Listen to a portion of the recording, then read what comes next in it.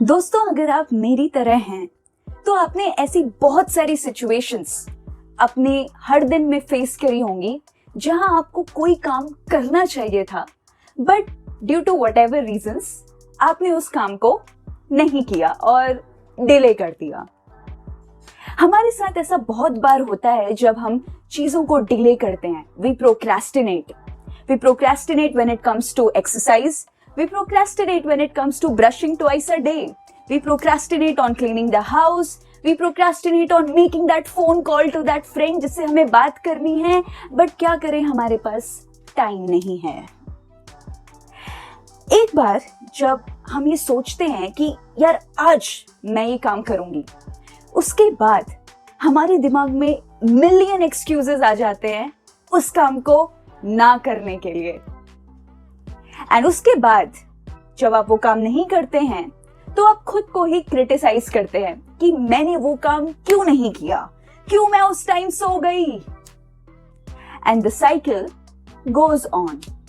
यार काश मैं वो काम कल कर लेती, बट मैं वो काम नहीं करना चाहती, it's very boring, I just don't want to do it. Does any of this sounds familiar to you? If yes, then this video is for you। दोस्तों, इस वीडियो में मैं आपके साथ शेयर करूंगी 5 ways जिनकी मदद से आप प्रोक्रेस्टिनेशन अवॉइड कर सकते हैं और ज्यादा प्रोडक्टिव बन सकते हैं। Number 1, focus on the specific task. दोस्तों, एक चीज जिसने मेरी बहुत मदद की है when it comes to overcoming procrastination is that when I learned to focus on the task at hand. Just take the example of this YouTube video. This morning, जब मैं सुबह उठी तो मैंने सोचा यार चलो आज वीडियो शूट नहीं करते हैं, maybe I will do it tomorrow। और आज मैं बस chill करूंगी। But guess what? उसी time a thought came into my mind that Kavita, no, you have to focus and you have to do this task। बहुत सारी situations में हम बहुत ही ओवरवेल्म हो जाते हैं जब हम ये देखते हैं कि हमें इतनी सारी चीजें करनी है। बट यू नो व्हाट, आपको सिर्फ एक चीज करनी है, सिर्फ उस मोमेंट पे। And that is the trick to avoid procrastination. जब आप फोकस करते हैं सिर्फ अपने टास्क पे जो अभी आपके सामने है और आप उसे फिनिश करते हैं, it gives you that confidence and it boosts your morale that you can do your tasks on time and you can avoid procrastination। और हल्के हल्के यही टास्क्स जब आप कंटिन्यू करते हैं one day at a time, then you just overcome procrastination। Number 2, assign a specific time। हम में से बहुत सारे लोग जब भी कोई टास्क स्टार्ट करते हैं तो हमारे दिमाग में उसके लिए कुछ सेट टाइमलाइन नहीं होती। जनरली हम ये कहते हैं कि यार ये काम मैं कुछ दिनों में फिनिश कर लूंगी या ये काम मैं 1 वीक के अंदर कर लूंगी। हमारे दिमाग में कोई सेट टाइमलाइंस नहीं होती हैं। The problem with this is that वो काम कभी होता ही नहीं है। जब तक आप खुद से कमिट नहीं करते कि आपको 1 घंटा इस काम के लिए डिवोट करना है, तब तक आप उस काम को स्टार्ट ही नहीं करेंगे। So it's very very important that you set an appointment for your task. एक और चीज जो मैंने ऑब्जर्व करी है वो ये है कि काफी सारे लोग ये सोचते हैं कि यार मेरे पास टाइम नहीं है इतना कि मैं इस चीज के लिए डेडिकेट कर सकूं। And this becomes another excuse to completely avoid doing that task altogether. The important thing जो हमें याद रखनी है वो ये है कि आपको सारा काम एक दिन में नहीं करना है, आपको बस उस काम को स्टार्ट करना है। और हल्के हल्के as you make progress, as you devote 1 घंटा अगर आप डिवोट करते हैं उस टास्क के लिए हर दिन, तो वो काम फिनिश हो जाएगा। And that's the key. हम हमेशा यही सोचते हैं कि यार ये काम तो मैं बिल्कुल नहीं कर सकती, मेरे पास टाइम नहीं है।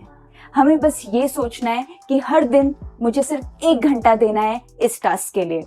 And that's all what you need to remember. इस ट्रिक ने मुझे बहुत हेल्प किया है to overcome my habit of procrastination, because now I am able to manage my task. मेरे पास एक सेट टाइमलाइन होती है कि इस टास्क को मैं इतना टाइम दूंगी और इस टास्क के लिए मैं इतना टाइम रखूंगी। 1 घंटा, 2 घंटा, आधा घंटा, what is that specific timeline which you want to give to that task? That you have to decide. Number 3, list the advantages and disadvantages of doing something. हम लोग बहुत अच्छे होते हैं when it comes to giving excuses for not doing something. For example, इस काम को करने के लिए मेरे पास टाइम नहीं है, या फिर यार I think it's too much of work, या फिर यार मैं कुछ और कर लेती हूँ इसके बजाय। तो ये तो थे disadvantages. Now what about the benefits? What about if you start that task and if you finish that task too? तब क्या होगा? For example, you might feel good about yourself. Second, you might feel good that you have overcome your habit of procrastination. Or third, that you don't have to think about doing this task anymore. Weigh the advantages and disadvantages of doing everything. Now, ऐसे बहुत सारे scenarios होते हैं जहाँ पर advantages quickly show नहीं होते। For example, अगर आप आज एक्सरसाइज करना स्टार्ट करते हैं तो आपको अपनी बॉडी में कोई चेंजेस नजर नहीं आएंगे, बल्कि आपकी बॉडी में काफी ज्यादा पेन होगा if you start doing exercise from today. But if you continue to do your exercise for few months, then you will start seeing the results. And that's the trick when it comes to the advantages. So you need to wait for some things. So the question comes whether you are willing to invest some time and whether you are willing to feel some discomfort in order to make your life little better. Number 4, practicing discomfort.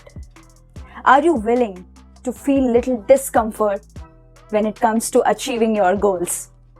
It all comes down to that. दोस्तों, 2 तरह के discomfort होते हैं। एक होता है constructive discomfort and second is useless discomfort. For example, अगर आप आज से एक्सरसाइज करना स्टार्ट करते हैं तो you will feel lot of discomfort in your body and probably your mind will say that you don't have to do it और कल जाने की कोई जरूरत नहीं है। But that discomfort which you are feeling right now, that is constructive because you know that in the long run it is going to be helpful for you, and that is what we are willing to do. We need to be willing to practice discomfort, constructive discomfort. और अगर आपको ऐसा लगता है कि कोई भी काम अगर आप कर रहे हैं एंड यू थिंक कि यार ये काम तो बहुत ही अनप्लेजेंट होने वाला है, what you have to do is take a sheet of paper and just write down the ratings from 1 to 10. 1 is happy and 10 is torture. And then you go ahead and you do that task which you are really dreading. आप जाइए वो task करिए और task करने के बाद you give yourself the rating. बहुत सारी सिचुएशंस में आप ये पाएंगे कि जितना बुरा आप सोच रहे थे उतना बुरा वो था नहीं. And that's how our mind works.